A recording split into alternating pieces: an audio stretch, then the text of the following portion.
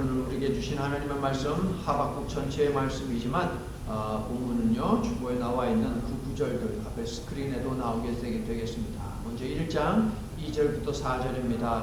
여호와여 내가 부르짖어도 주께서 듣지 아니하시니 어느 때까지리까? 내가 강포로 말미암아 외쳐도 주께서 구원하지 아니하시나이다. 어찌하여 내게 죄악을 보게 하시며 해악을 눈으로 보게 하시나이까? 겁탈과 강포가 내 앞에 있고 변론과 분쟁이 일어났나이다. 이러므로 율법이 해이하고 정의가 전혀 시행되지 못하오니 이는 악인이 의인을 애워쌌으므로 정의가 굳게 행하여 지민이이니이다. 자, 하박국의 결론 17절 18절 3장. 비록 무화과 나무가 무성하지 못하며 포도나무에 열매가 없으며 감람나무에 소출이 없으며 밭에 먹을 것이 없으며 곡식이 없다는 것이지요. 우리의 양이 없으며 외양간에 소가 없을지라도 함께합니다. 나는 여호와로 말미암아 즐거워하며 나의 구원의 하나님으로 말미암아 기뻐하리로다. 아멘. 그가 죽었습니다. 모든 우상을 없앴고요. 성전 예배를 부활시켰고요. 무너진 유월절도 제대로 온전하게 지켰습니다. 그러나 그가 전쟁에서 죽었습니다. 그는 누구입니까? 이스라엘의 역사상 율법을 가장 잘 지킨 왕, 다윗을 포함한 42명의 왕들 가운데 가장 율법을 잘 지킨 왕, 요시야 왕입니다. 요시야 왕이 죽은 후 유다는 심각한 종교적 타락과 도덕적 부패로 몸살을 앓았습니다. 하박국 선지자는 이때 활동한 여러 예언자들 가운데 한 명이 되겠습니다. 이사야, 나훔, 스바냐, 예레미야, 그리고 오늘 말씀의 주인공인 하박국이 이 시대에 활동을 했거든요. 예언서에는 예언자에 대한 소개가 가장 먼저 대체로 나옵니다. 하지만 오늘 본문 1장 1절에서 보시듯이 하박국서에는 하박국에 대한 개인 신상이나 어떤 왕이 통치할 때 그가 활동했는지에 관한 내용이 없습니다. 밋밋하게 이렇게 말하고 바로 한탄 섞인 한시 섞인 질문으로 넘어갑니다. 선지자 하박국이 묵시로 받은 경고라. 바로 이어지는 질문이 있는데요. 하박국서는 두 개의 질문과 그 두 개의 질문에 대한 하나님의 답, 하나님의 답을 들은 하박국 선지자의 기도와 고백, 이 내용을 가지고 있는 아주 짧은 책이 되겠습니다. 요시아가 죽은 다음에 유다 백성들은 조국에 대한 충성과 용맹함을 가지고 유다의 독립을 위해 투쟁할 요시아의 아들 여호아하스를 왕으로 세웠습니다. 여호아하스 그를 왕으로 세웠습니다. 그런데 요시아를 죽인 이집트의 왕은요 그 꼴을 못 보지요. 그래서 왕이 된 지 3개월 만에 이 여호아하스를 왕의 자리에서 끌어내리고 자신들의 말을 누가 잘 듣겠느냐 살핀 다음에 요시아의 첫 번째 아들인 엘리야김을 왕으로 세웁니다. 그런데 엘리야김은 아주 난폭했고요. 자신의 이익을 위해 동족의 고열을 짜내는 자였습니다. 예루살렘에서 무고한 사람들의 피를 흘렸고요. 남왕국의 왕들 가운데 유일하게 선지자들을 죽인 왕이 바로 이 엘리야김 왕이 되겠습니다. 눈물의 예언자 예레미야가 그를 악하고 잔인하며 자기 왕궁의 재산을 누리는 일에만 관심을 가진 왕으로 평가할 정도로 엘리야김은 악했습니다. 하박국은요 이집트 왕의 꼭두각시 엘리야김이 왕으로 군림하던 때에 하나님 앞에서 탄식했고 그리고 하박국서를 기록을 하였습니다. 하박국이라고 하는 이름의 뜻은 껴안는 자, embracer, 끌어안는 자라고 하는 그러한 뜻인데요. 하박국은 하나님의 말씀을 껴안고 씨름했고요. 어려운 시대를 살아가던 주의 백성의 고통을 껴안고 중보했습니다. 우리의 조국 대한민국 아주 혼탁합니다. 하나님을 두려워하지 않는 사람이 대통령 자리에 앉아 있습니다. 우리가 사는 미국도 불안정합니다. 하나님을 믿는 우리가 나라의 아픔, 민족의 아픔을 껴안고 기도하지 않는다면 여러분 누가 도대체 기도하겠습니까? 이 미국과 우리의 대한민국을 위해서 우리가 아니면 누가 기도하겠습니까? 하루에 3번 고국을 위해 기도했던 다니엘처럼 우리도 기도하자고. 기껏해 한 달에 딱 한 번 있는 전교인 새벽 기도회, 이거 빼먹을 수 없지 않잖아요. 한 달에 딱 한 번 있는 예배입니다. 나와서 기도해야지. 우리가 살고 있는 미국을 위해서, 우리의 조국 대한민국을 위해서 기도해야지. 교회를 위해서 기도하고 또 선교를 위해서 기도해야 하지 않겠습니까? 하나님의 역사를 소망하며 나라와 교회와 선교를 위해 중보하며 기도하는 그러한 일꾼들이 되시기를, 그러한 일꾼으로 사시기를 예수님의 이름으로 축원합니다. 하박국이라고 하는 사람에 관해서는 하박국서 외에는 알 길이 없습니다. 그렇다면 하박국 그는 도대체 누구였을까요? 그에 대해서 알 수 있는 정보가 좀 없을까요? 성경 말고 성경 속에 등장하는 인물들에 관해서 기록한 고대의 문서들이 있습니다. 많은 문서들이 있습니다. 이것을 다 모아가지고 뭐라고 부르느냐? 외경이라고 부릅니다. 외경이라고 부르는 책은 성경의 인물들에 관해서 기록하는데 마침 하박국에 관해서 적고 있는 그러한 고대 문서들도 있습니다. 벨과 용이라고 하는 책은요, 하박국을 레위 지파 출신으로 그렇게 소개를 하고 있습니다. 아하, 하박국은 레위 지파일 수 있겠구나 라는 것을 우리가 생각을 할 수 있고요. 한 이야기를 벨과 용이라고 하는 책이 전달하는데요, 어느 날 하박국이 유다 땅 어느 들에서 추수하는 사람들을 위해서 먹이기 위해서 죽을 만들고 있었습니다. 죽을 만들고 있는데 하나님의 천사가 나타나서 그를 갑자기 어딘가로 휙 하고 데리고 갑니다. 정신 차려서 보니까 거기는 어디입니까? 다니엘입니다. 한 굴인데요, 굴 안에 자세히 보니까 다니엘이 있었습니다. 무슨 굴입니까? 사자굴입니다. 사자에게 잡혀먹게 생겼습니다. 하박국은요, 그러한 다니엘을 너무 안타깝게 생각을 했습니다. 그래서 다니엘을 위해서 자기가 만든 그 죽을 대접을 하였습니다. 선지자의 삶이라고 하는 책도 있습니다. 이 책에서도 하박국이 사자굴에 갇혀있는 다니엘에게 갔고 다니엘에게 자기가 만든 죽을 주었다라고 하는 내용이 있습니다. 아하, 하박국은 어려운 가운데 있는 신앙을 지키기 위해서 애쓰는 사람들, 그 사람을 끌어안는 사람이구나. 그의 이름이 끌어안는 사람, 껴안는 사람이라고 하는 것이니까 그러한 사람이구나 라는 것을 우리가 생각을 해 볼 수 있겠죠.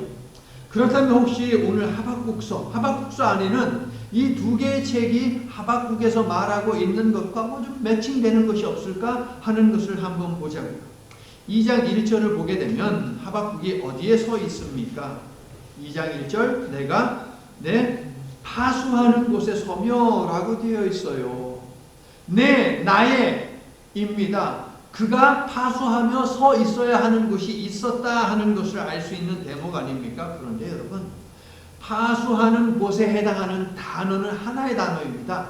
파수하는 곳. 그런데 이 단어는 언제 성경에서 사용을 하느냐? 제사장들이 성전에서 불침번을 서거나 사역할 때 사용하는 단어입니다. 제사장은 어느 지파 가운데에서 나옵니까?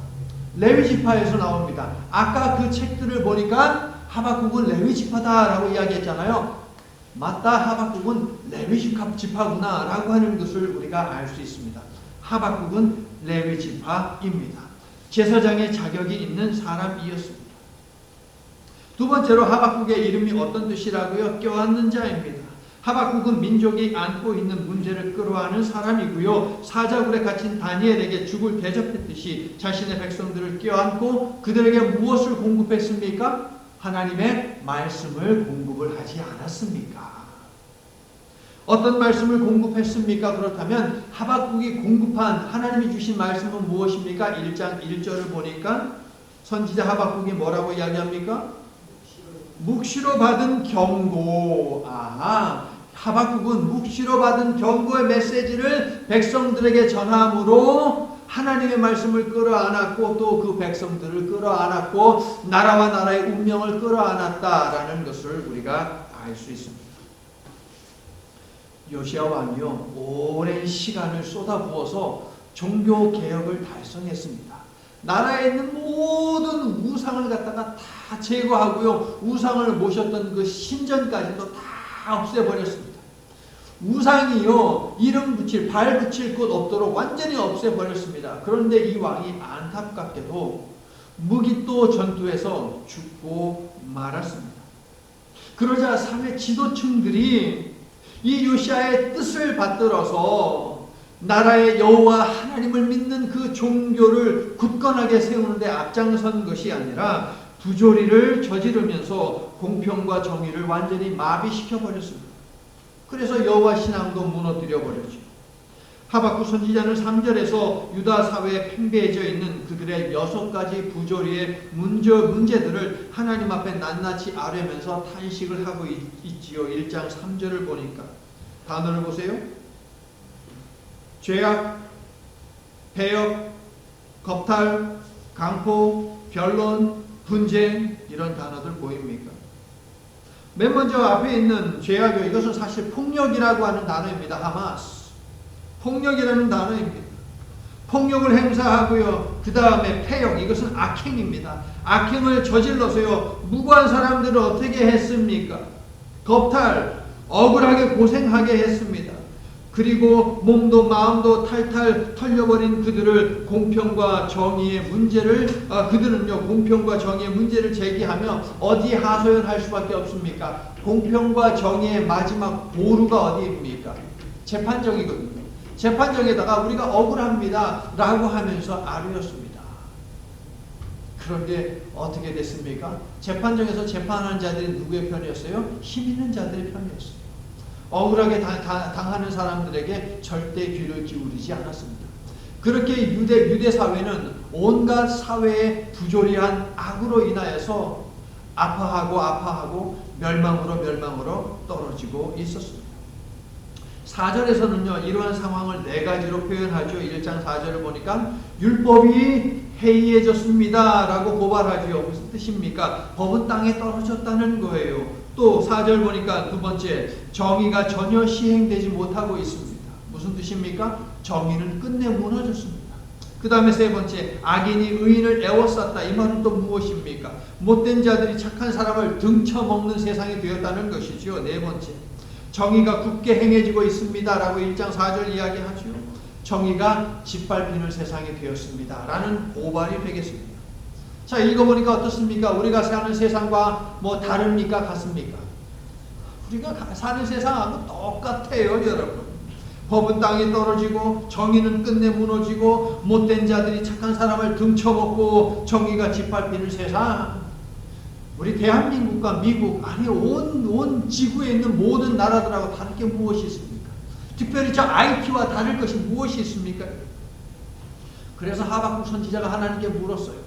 IT에 있는 하나님을 신실하게 믿는 사람들도 하박국 선지자의 이 정말 답답한 마음을 가지고 하나님 앞에 지금 하소연을 하고 있을 것입니다. 하나님, 왜 공의의 정의의 하나님께서 통치하시는 이 세상에 악인이 득세하며 왜 사랑의 하나님을 믿는 의인은 고통을 당해야 하는 것입니까? 하박국과 같은 시대에 활동한 예레미야도 예레미야서 12장 1절을 보게 되면 똑같은 질문을 하나님 앞에 하고 있음을 보게 됩니다. 하나님은 뭐라고 답하십니까? 1장 5절부터 11절이 그 답인데 간단히 말하면 이런 것입니다. 그래서 내가 바벨론을 들어서 이 백성들을 갖다가 내가 혼내주려고 한다. 하박국은요 잘못 들었나 싶을 정도로 도무지 믿을 수 없는 뜻밖의 방법이기 때문에 더 큰 혼란에 사로잡혔습니다. 하나님이 선택하신 방법은 마치 산불이 났을 때에 맞불을 놓는 것처럼 악한 하나님의 백성들을 징벌하기 위해서 더 악한 자들을 데려다가 사용하시겠다라는 그러한 말씀인 것이거든요. 여러분은 어떻게 생각하십니까? 여러분이 하나님 앞에 뭘 좀 잘못했는데 여러분보다 더 많이 잘못된 사람을 여러분의 삶에 집어넣어가지고 여러분을 힘들고 어렵게 한다면 여러분 뭐라고 답하시겠습니까? 하나님께. 하나님 이건 아니지 않습니까? 이런 말이 여러분 나오지 않겠습니까? 하박국이 그렇게 하나님 앞에 따져 물었어요. 하나님 이건 아니지요. 이건 아니지요. 바벨론같이 폭력적이고 잔인하고 사악한 자들을 이스라엘을 징계하는 도구로 사용하다니요. 받아들일 수 없습니다. 이해할 수 없습니다. 하나님 이게 말이 됩니까? 이렇게 따져 물었어요. 1장 12절부터 17절이 바로 그 내용인데요. 성도 여러분, 하나님의 뜻을 다 알 수 없으나 다 알아야만 순종하는 것은 아니잖아요. 여러분 동의하십니까? 저도 하나님의 말씀을 다 알지 못합니다. 여러분 하나님 말씀 다 아십니까? 우리가 살고 있는 현실 삶 속에서 직면하고 있는 여러 문제들이 있잖아요. 이 문제들에 대해서 하나님이 어떤 뜻을 가지고 있는지 다 압니까, 여러분? 저는 다 몰라요. 다 알지 못하지만 그렇다고 해서 다 모른다고 해서 내가 하나님의 말씀에 불순종하는 것은 아니죠. 다 알지 못하지만 그럼에도 불구하고 하나님의 말씀에 순종하는 것, 이것이 믿음 아닙니까, 여러분? 믿음을 붙들고 씨름하는데 여러분의 삶에 이해할 수 없는 부분이 있다면 그럼 어떻게 합니까? 하박국 선지자처럼 정직하게 묻는 거예요. 하나님 이건 아니잖아요. 하나님 제가 아무리 생각해봐도 아무리 기도하고 해도 제가 생각할 때 이거 아닙니다. 하나님 제 생각이 틀리다면 하나님 바꿔주시옵소서 라고 이렇게 기도하자고요. 여러분 하박국에게 대답하신 하나님이시니 우리에게도 반드시 대답해 주실 줄로 믿습니다. 하박국 선지자의 질문은 무엇입니까? 이해할 수 없는 현실, 수용하기 어려운 현실, 감당하기 힘든 현실에 관한 질문입니다. 우리가 살아가는 현실과 결코 다르지 않습니다. 그런데 오늘 두 번째 본문인 하박국의 마지막 내용을 보니까 분위기가 어떻습니까? 앞에 처음 읽은 말씀하고 뒤에 두 번째 읽은 말씀하고 분위기가 어떻습니까? 정반대예요? 똑같아요? 정반대잖아요. 정반대. 완전 반대잖아요. 앞에는 심란하고요. 앞에는 억울하고요. 앞에는 분노에 있고요. 앞에는 절망에 있습니다. 그런데 두 번째 3장에 있는 말씀은요. 기쁨 충만이에요. 기쁨 충만이에요. 하박국의 연속된 두 개의 질문 후에 분명 무슨 일이 틀림없이 일어났어요. 즉 하나님이 응답하신 것입니다. 여러분이 마음을 다해 하나님께 간구했다면 여러분의 결론도 하나님의 응답이다라고 하는 이 사실을 믿으시기를 예수님의 이름으로 축원합니다. 아멘. 자, 그러면 궁금하죠. 도대체 무슨 일이 있었을까? 하박국이 하나님 이건 아니지요 라고 답했을 때 하나님은 하박국에게 도대체 무슨 답을 하셨기에 하박국은 3장에 가서 나는 기뻐하리라. 이것도 없고 이것도 없고 이것도 없고 아무것도 없어도 나는 하나님으로 말미암아 기뻐할 것이다 라고 말할 수 있었던 것인가. 자, 두 번째 질문을 한 다음에 하박국이 무엇을 했는지 우리가 좀 보자고요.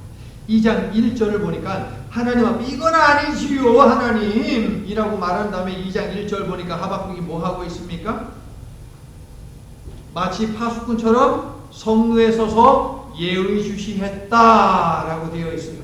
분명한 목적을 가지고 그렇게 했지요. 우리 함께 읽을게요. 2장 1절 시작. 내가 파수하는 곳에 서며 성루에 서리라. 그가 내게 무엇이라 말씀하시는지 기다리고 바라보며 나의 질문에 대하여 어떻게 대답하시는지 보리라.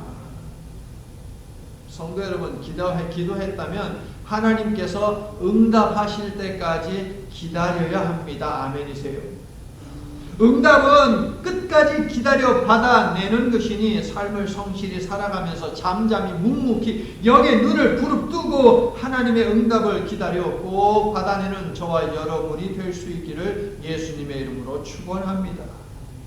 자, 이어지는 2절 말씀을 보니까 하나님께서 하박국의 질문에 대해서 답을 하시기 시작하시지요. 하나님이 이건 아니지요 라는 말에 대해서 하나님이 대답을 하기 시작하시는데 2절을 보니까 너는 이 묵시를 어떤 묵시예요? 1장 1절 보니까 경고의 묵시지요. 이 묵시를 기록하여 판에 명백히 새기되 달려가면서도 읽을 수 있게 하라 라고 말씀하십니다.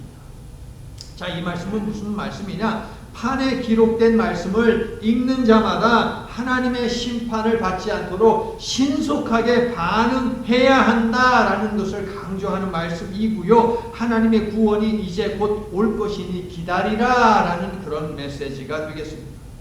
오늘 이 시대를 살아가는 사람들에게도 하나님께서 이 메시지를 전하고 계십니다.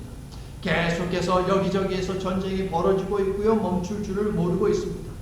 정신은 점점 썩어가고 그 다음에 경제적으로 힘든 현실, 이놈의 코로나 바이러스는 없어지지 않고 새롭게 변형되어서 또 다른 것이 막 등장을 하고 하는 이런 상황을 보십시오. 오늘 이러한 시대를 살아가는 사람들에게도 하나님이 말씀하시는 거예요. 특별히 이 시대를 살아가는 사람들에게 말씀하시는 거예요. 뭐라고요? 하나님의 심판이 얼마 남지 않았으니 서둘러 반응하여 멸망을 피하라 라고 말합니다. 듣든지 안 듣든지 그러므로 여러분 예수 믿어야 구원받습니다. 예수 믿지 아니하면 멸망합니다 라는 것을 우리는 선포해야 한다는 것이에요. 3절 전반부를 보세요. 이 묵시는 정한 때가 있나니 그 종말이 속히 이르겠고 결코 거짓되지 아니하리라 라고 이야기합니다.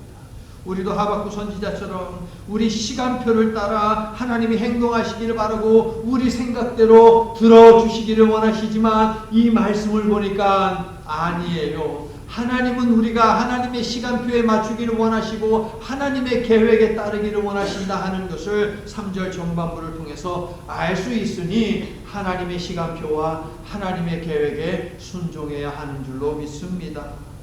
3절의 나머지는 우리가 한번 같이 읽을게요. 비록부터 시작. 비록 더딜지라도 기다리라. 지체되지 않고 반드시 응하리라. 할렐루야. 하나님의 성품, 하나님의 뜻은 명백합니다. 변하지 않습니다. 변한 적이 없습니다. 다만 그것을 이루시는 하나님의 때가 있을 뿐이에요.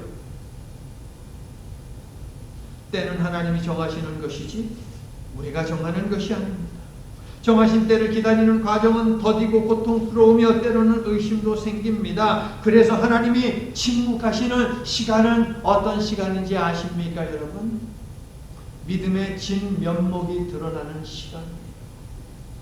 정말 하나님을 믿는 사람이냐 아니냐라고 하는 것을 하나님께서는 이 세상에 코로나 바이러스를 딱 뿌린 다음에 판단을 하고 계시는지도 몰라요. 알곡과 쭉정이를 골라내시는 것이죠. 상황이 이래도 너는 여전히 나를 믿고 너는 나를 여전히 예배할래? 라고 묻는 하나님의 질문에 대해서 반응하지 아니하는 사람들이 많이 있습니다.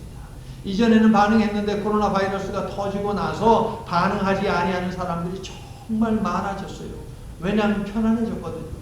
굳이 교회 가서 예배드릴 필요가 없다고 사람들 머릿속에 각인이 되어버렸어요. 그냥 텔레비전 틀고 인터넷 켜고 그렇게 해서 거기서 그냥 화면 보면서 예배하면 되지라는 것이 많은 사람들의 머리에 각인이 되어 있고 오늘날 교회들이 그로 인하여서 많은 고민을 하고 있습니다. 여러분, 하나님께서 더딜지라도 반드시 응답할 것이니 기다리라 라고 하십니다. 우리의 믿음이 고난과 침묵의 때에 그 진가를 발휘할 수 있도록 성령께서 우리로 하여금 주의 확실한 약속의 말씀을 붙들고 인내하도록 도와주시기를 예수님의 이름으로 간절히 축원합니다. 자, 3절에 이어서 주시는 말씀이 2장 4절 정말 유명한 말씀이죠. 2장 4절에 있는 이 말씀으로 인하여서 하박국은 앞에 우리가 선택한 본문 첫 번째 본문에서 절망하고 좌절했는데 이게 갑자기 없어지고 희망하고 기뻐하는 마음으로 그 심경이 완전히 180도 달라졌거든요. 2장 4절 말씀 때문에 그래요. 바울이 이신칭의를 가르치며 인용한 유명한 말씀이지요. 자, 2장 4절을 보니까 어떤 말씀이 있습니까? 악인과 의인에 대한 비교가 있습니다. 먼저 악인에 대해 설명하지요. 악인은 어떤 사람이래요? 그 마음이 교만하며 정직하지 못하다라고 이야기합니다. 5절을 보세요. 또 악인은 어떤 사람이래요? 술을 즐기고 거짓되고 교만하며 욕심이 끝이 없다. 그런데 하박국이 하나님께 던진 첫 번째 질문과 두 번째 질문을 고려할 때 여기서 악인은 누구냐? 유다 땅에 살고 있는 불의한 권세자들이고요. 그 다음에 바빌론이에요. 그들이 악인들입니다. 자, 이 두 부류는 공통적으로 어떤 부류들입니까? 하나님을 믿지 않는 자들입니다. 하나님의 말씀에 순종하지 아니하는 자들입니다. 그러므로 악인은 누구입니까? 하나님의 말씀에 순종하지 않고 하나님을 믿지 않는 자들이 악인이에요, 여러분. 구분이 확실히 가시지? 의인은 누구입니까? 하나님을 믿는 자. 악인은 누구입니까? 하나님을 믿지 않는 자. 도덕적으로 죄를 짓지 않는 자가 의인이고 도덕적으로 죄를 많이 짓는 자가 악인이 아니라 성경이 말하는 의인은 하나님을 믿는 자가 의인이고 성경이 말하는 악인은 하나님을 믿지 아니하는 자가 악인이에요, 여러분. 악인의 결국은 어떻게 됩니까? 6절부터 20절은요, 이러한 악인에게 임할 5가지 재앙을 이야기하는데 한마디로 악인은 어떻게 된다? 망한다. 그 말을 하고 있어요. 그러면 의인은 어떻게 됩니까? 악인은 100% 망하는데 의인은 어떻게 되는 것입니까? 2장 4절 후반부를 보세요. 의인은 그의 믿음으로 말미암아 살리라.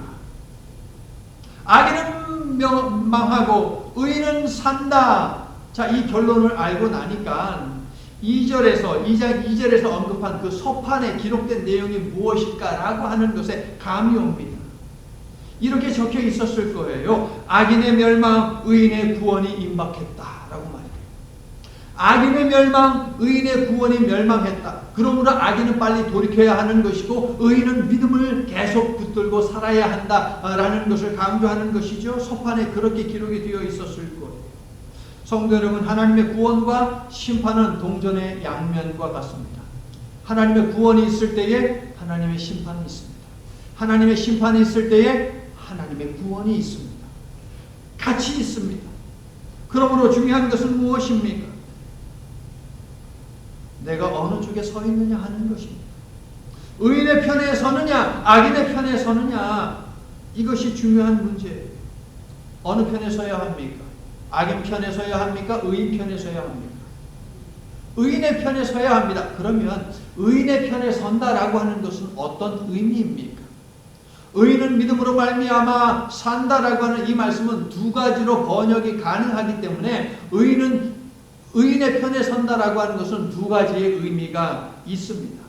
첫 번째 가능한 번역은 무엇이냐? 의인은 믿음으로 말미암아 산다. 이 말의 첫 번째 번역은 무엇이냐? 의인은 믿음으로 인해서 산다는 거예요.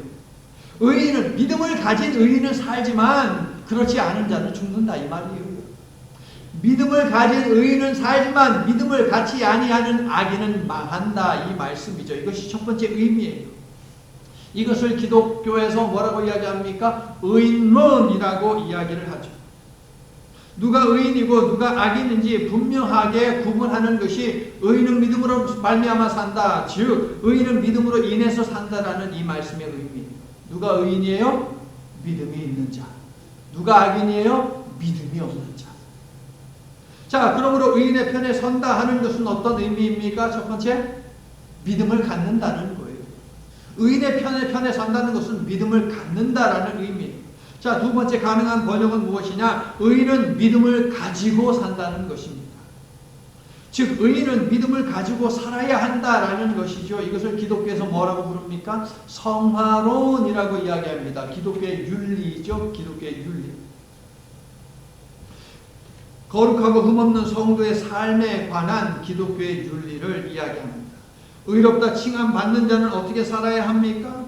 믿음으로 살아야 하는 것이에요. 그러므로 의인의 편에 선다라고 하는 것은 어떤 의미예요? 믿음을 보이면서 산다라는 것이에요. 그래서 믿음으로 말미암아 산다. 의인은 믿음으로 말미암아 산다라는 이 두 개의 의미를 갖다가 여러분이 알아듣기 쉽게 하기 위해서 오늘 설교 제목을 그렇게 잡았어요.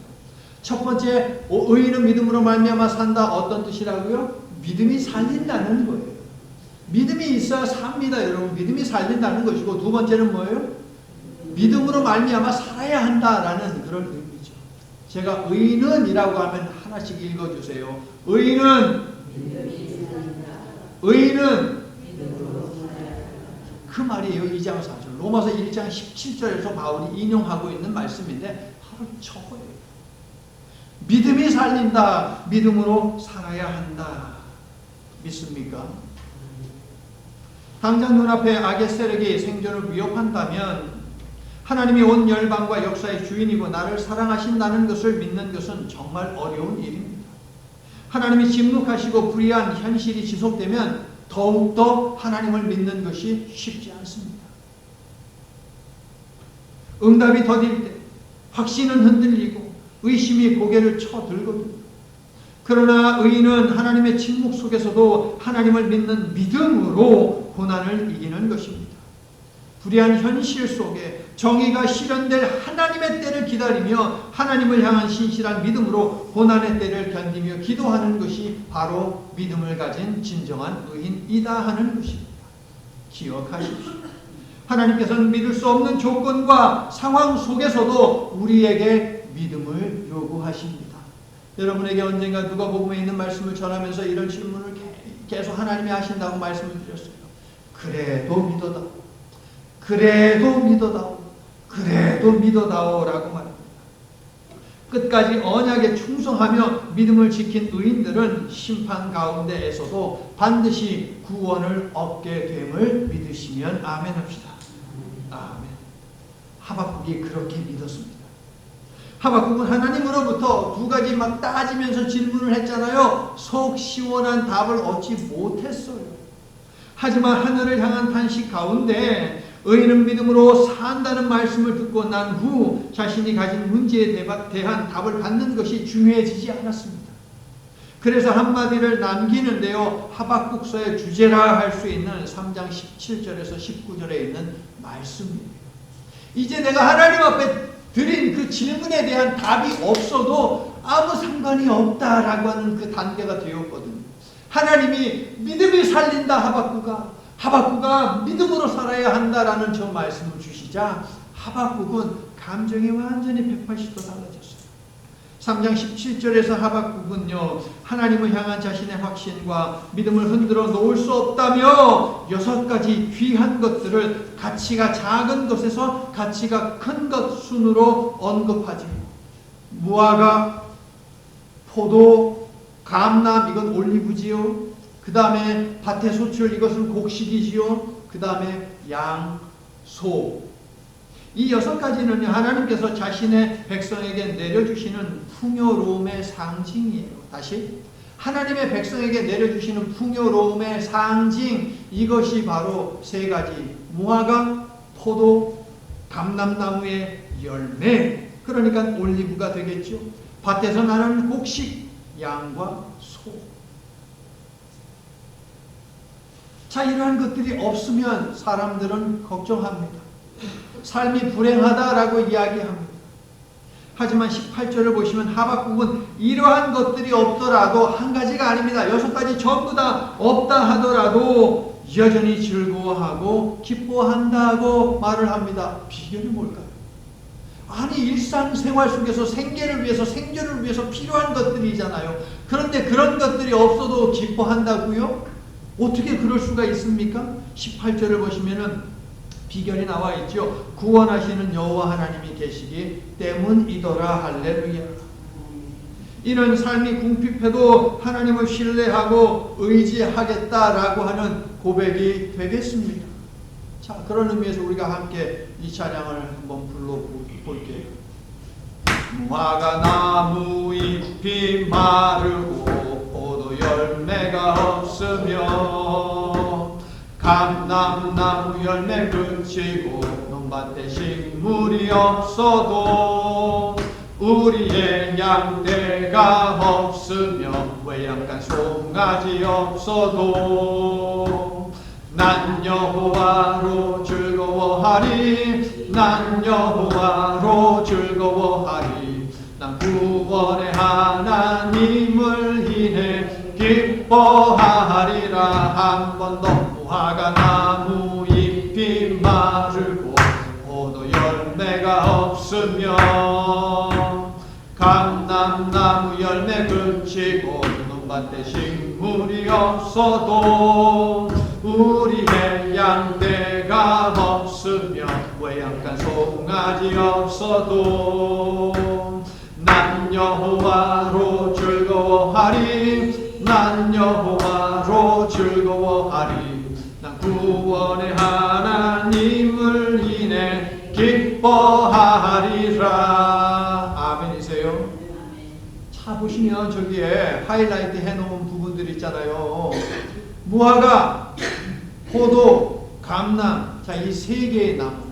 무화과나무, 포도나무, 감람나무, 이 세 가지는 이스라엘을 상징하는 나무예요. 구약에서 언급하고 있는.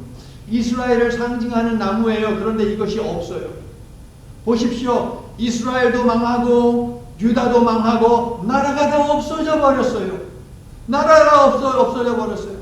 농토는 전부 다 적군에 짓밟혀서 쓸모없는 땅이 되어 버렸습니다. 아무런 곡식을 거둘 수가 없습니다. 가축대들도 다 데리고 가 버렸습니다.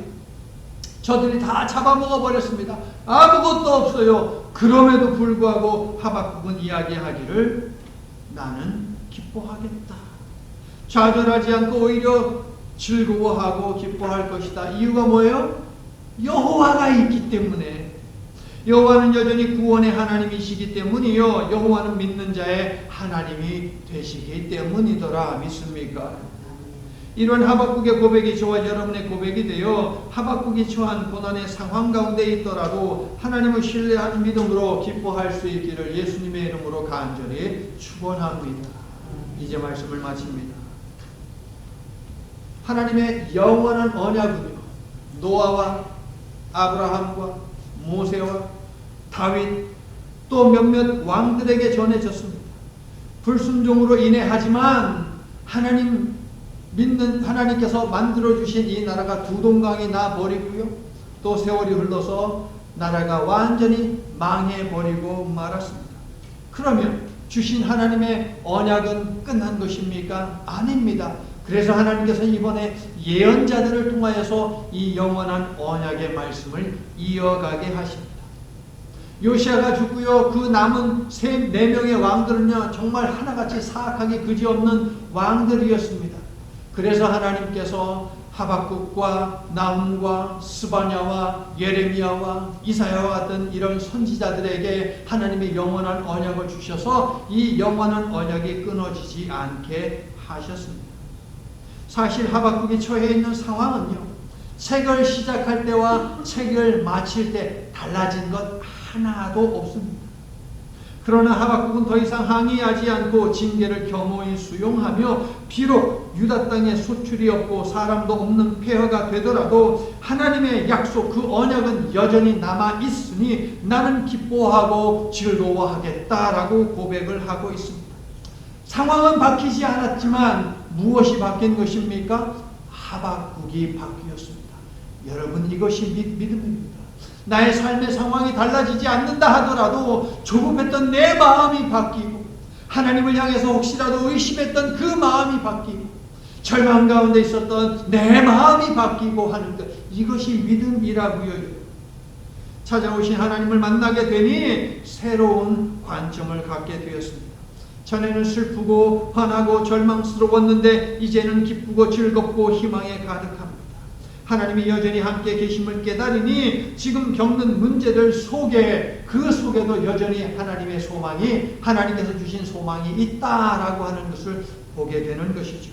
그래서 임박한 유다의 멸망에 두려워 떨지만 동시에 하나님의 구원을 생각하며 하박국은 기뻐할 수 있었다 하는 것입니다. 하나님의 구원 언약은 결코 파기되지 않는구나 라고 하는 이 사실을 깨달은 것입니다.